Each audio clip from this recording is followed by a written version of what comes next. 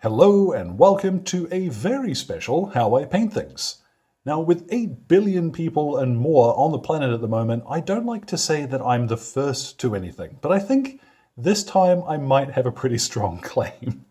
What I've got here is one of the Grizzly walkers for Conflict 47, and I've painted it up to go with my 2nd New Zealand Division force. So because this is a historically inspired colour scheme, one which would be suitable for action in the desert if you're doing mid-war British Commonwealth troops, the 8th Army stuff, I figured, why not do a video? So if you want to cut out the legs and instead paint this on something with tracks or wheels, the techniques are going to be exactly the same. So all of the paints will be listed in the description below, along with the last couple of bits I used to finish off the base. Let's get started. So a couple of quick notes on the assembly of the Grizzly, which might help when it comes to making your own. This big panel across the top, which features the shoulder pads and the crew compartment, this is one big piece of resin, including this engine deck at the back. Now I found that a little difficult to fit at first. What you're going to need to do is sand down some of this area here, and as well a little bit of time under some hot water, and that'll pop straight into place after that. Everything else went together really easily, and what I'd suggest is, because you're going to be gluing 2 resin surfaces together for the most part, just buff those contact points with a little scrape from some sandpaper, and the super glue will hold much better. And then, once that's all finished, you can hit it with a primer spray. Now I've used skeleton bone here. If you have got access to something like a white or one of the war paint sprays from somewhere like Battlefront or Plastic Soldier Company, you can pick one you like the look of. Now I want quite a faded look. I want my army to look like it's been in the field for a while. If you want a fresher look or an earlier war finish, what you could do over the top of this would be a couple of coats of dark sand. That'll give you a much more sort of period accurate 43-44 sandy colour for your British Commonwealth troops. Now the very first thing we're going to do after that is to dry brush some white. And for this I'm going to use Praxetti white, which is a nice, it's a pure dry brush white, but you can use pretty much any white paint you want here. White might seem a surprise because, it's such a pure, sharp color, but since we're going to shade over the top of this, what we want is something which is quite stark now, so that it will still be visible when we've shaded it. So this is kind of a slow process at this point, because you don't want to apply too much at once, and honestly, being able to see that on the camera, you might struggle to spot it. But in reality, you do want to go a little more generous with this than you would think. Don't worry too much if you get any areas where you get a little bit of scuffing or some slightly blurry edges. We're going to shade it, and that will practically disappear. Now you'll see, or at least hopefully you'll see, that we've got some white edging, and that makes things look a little sharper towards the edges. Particularly around the feet, you can be pretty messy with it. It's not going to matter too much. What I'm going to do now is let's just put that down. I have some soft tone here from the Army Painter, and I'm using this specifically because of how it reacts when I add water. If I were to use Seraphim Sepia, for example, and water that down, I have got about 10 drops of soft tone, and I've got one of my big chunky brushes. I'm going to put just a couple of brushfuls, maybe 3, into that soft tone.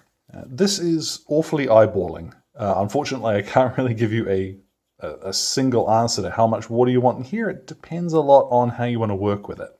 What we're going to do is pick this fella up again, and we're going to paint a section at a time with this, because if I just start from the top and over everything, it's going to be quite difficult to handle the miniature as this dries. So I'm going to start on the arm and just start applying this over, the entire thing. Make sure that it is settling in the recesses. That's quite important. But you'll see we get a neat soft modulation of color, and we do bring in, we do bring in some of that white too. So I'm going to do this first to one arm. Then while I'm still able to hold the top, we'll do it to the other. And once those are dry enough to be safe to handle, you can paint in the top section and the body as well. Now I've popped on a glove here just to play it safe, because I don't necessarily want my fingerprints all over everything.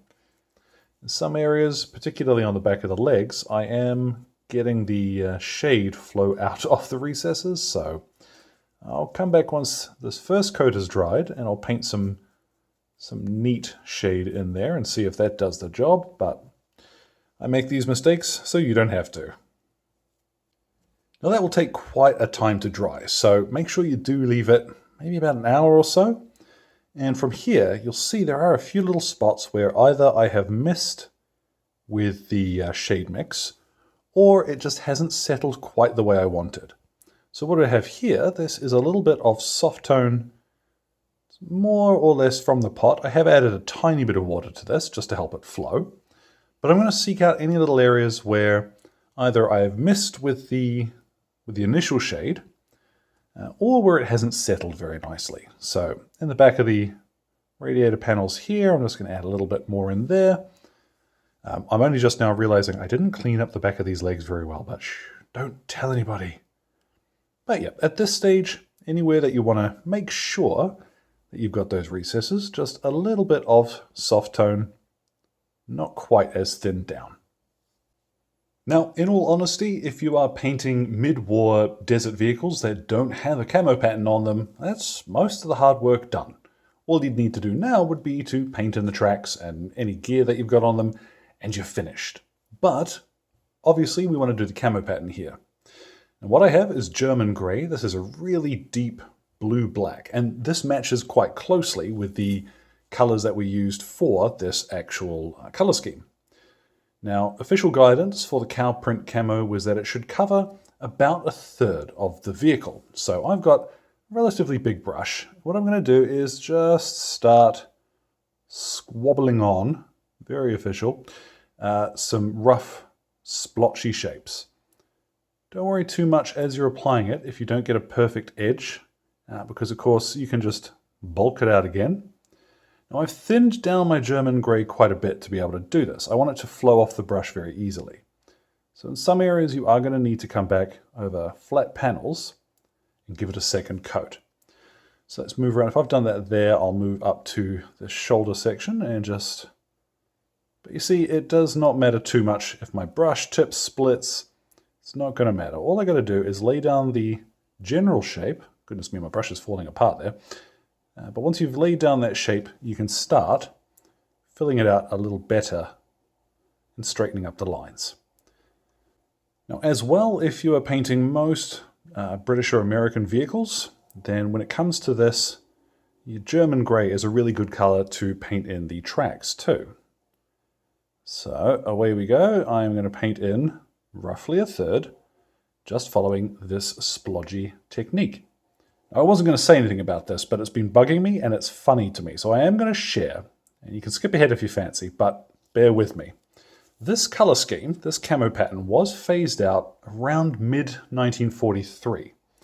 The Kiwis in particular, we would hang on to it for a while because you try telling a Kiwi to do the extra work to repaint his vehicle when he doesn't have to. Nah, it works. So you'd see this color scheme, almost until the end of 1945, when the war would actually end.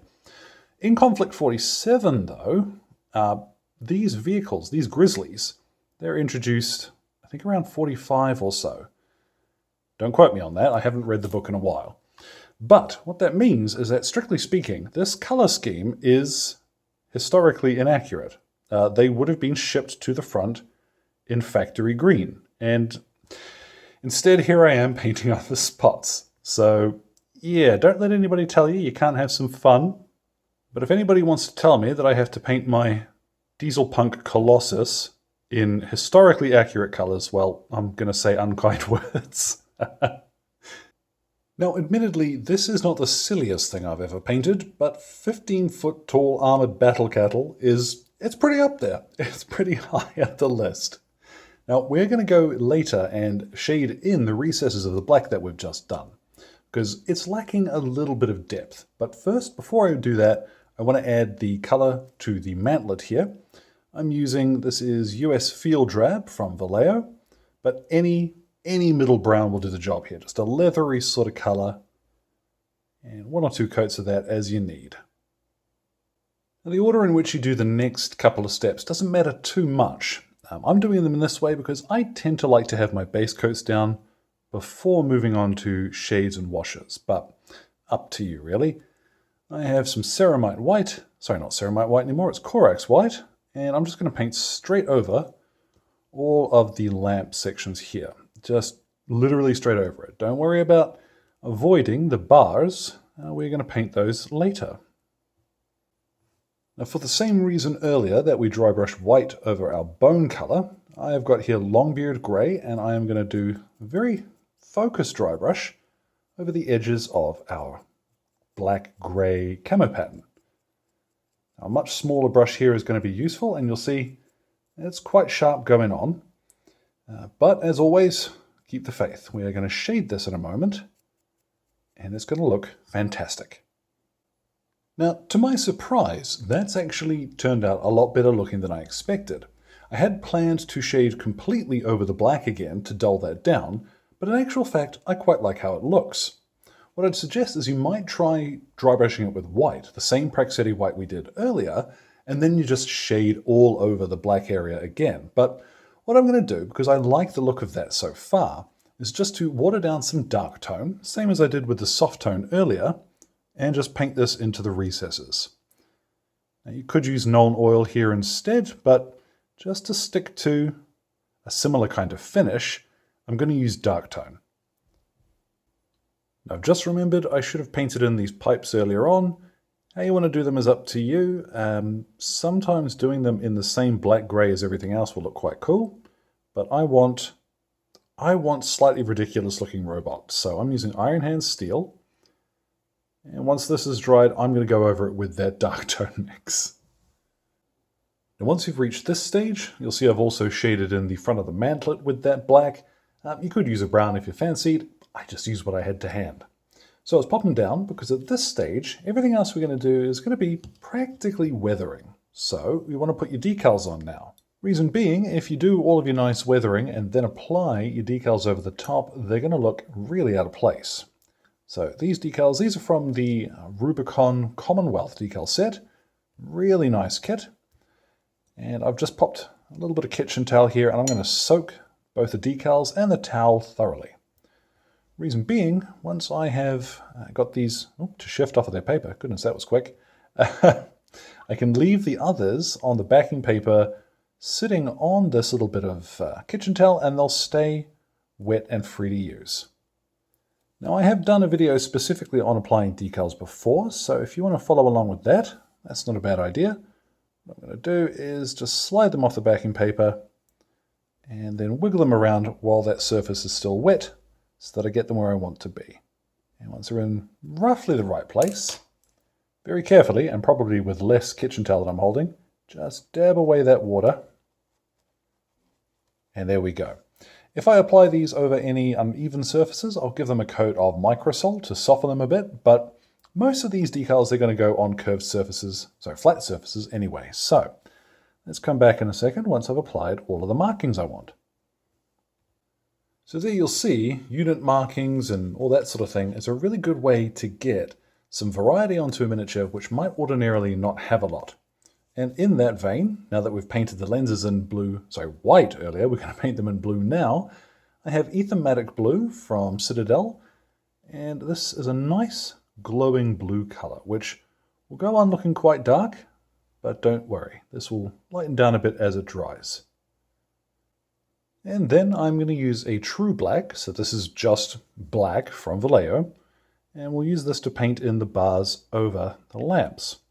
You could use German grey again if you wanted to, but I want this to look a little darker. And before I go outside and varnish this, I have some brown sand that I'm going to use to paint in the brown sand. And this is just so that it matches the rest of my army. Now, I haven't laid down the shade that's going to go on the base, just the base coat, and I've also finally attached the 50 cal, which I have sprayed black separately and just added with a dab of super glue there. I thoroughly recommend, if you've got a plastic one kicking around, use that instead, because these are... I was a little worried during the dry brushing. I didn't want to knock it off, but plastic one should be fine. I'm using the metal one from the kit because that's what I've got. So I'm going to take this outside now and hit it with a matte varnish, because it's going to give us a slightly better surface for some of what we're going to do next. Now once that varnish is dried properly and settled, you'll see it does dull down that glossiness in the recesses, as well as tie together some of the shading which hasn't quite settled the way we might have liked. In particular, it will also make those decals sit much nicer. They don't appear as if they've been stuck on anymore. But we can go a little further, and we're going to, because it will be fun. So what I've gone back to the old German grey, and I have a bit of sponge from a blister pack. And if you're picking up Conflict 47 stuff, you've probably got some of this laying around. Just dip a little of that onto your sponge and then dab it off on some kitchen towel until you're leaving a little rough pattern behind. Then let's start up on the shoulder pad here. Just dab lightly on areas where you're going to see natural wear and tear accumulate. So along edges, particularly along the fingers and such. I quite like this as an area where they're likely to see a fair bit of use. But anywhere which you're going to have a little bit of dinging and damage, you can spend a second here. Just go around as much of the miniature as you want to do this with. And I suggest don't go crazy with it at first. And concentrate on areas which are going to see crew movement as well. So up on the body here, I'm going to guess the guys are probably going to climb out over the back. So I'm going to ding up the edges here too. And yeah, we'll come back in a few minutes once I've gone around and properly nobbled this with the brush. And for areas which are a little difficult to reach, so particularly on the inside of the legs, for example, just fold over a slightly smaller piece and jam it on some tweezers, and you can carry on doing the same thing. Now, ordinarily, I would suggest, don't put too much of this on. You don't want it to look really beaten up. But there's a terrible me impression, me. The point is, with Conflict 47, the war is supposed to have been going on for ages, and equipment, I would suggest, is likely to not get quite as much maintenance time as it did in reality. So we are following the rule of cool with this. Do what you like. Then once you're satisfied with the amount of chipping, grab yourself a pencil. Now this is a B. I'd recommend if you get a 2B, use that. Just don't use something which is hard. You don't want an H pencil for this. And we're going to lightly scrape at the edges of some of that chipping. And the other cool thing with this is you can basically use it to flick along the top of the 50 cal. And you'll see we pick up enough of that it looks like we have highlighted the edges. Now the real tragedy of that is that it is something which looks much better in reality than it does on camera. So if we try and zoom, you see along the front of it here, that looks kind of cool, but it does look better in person. Trust me.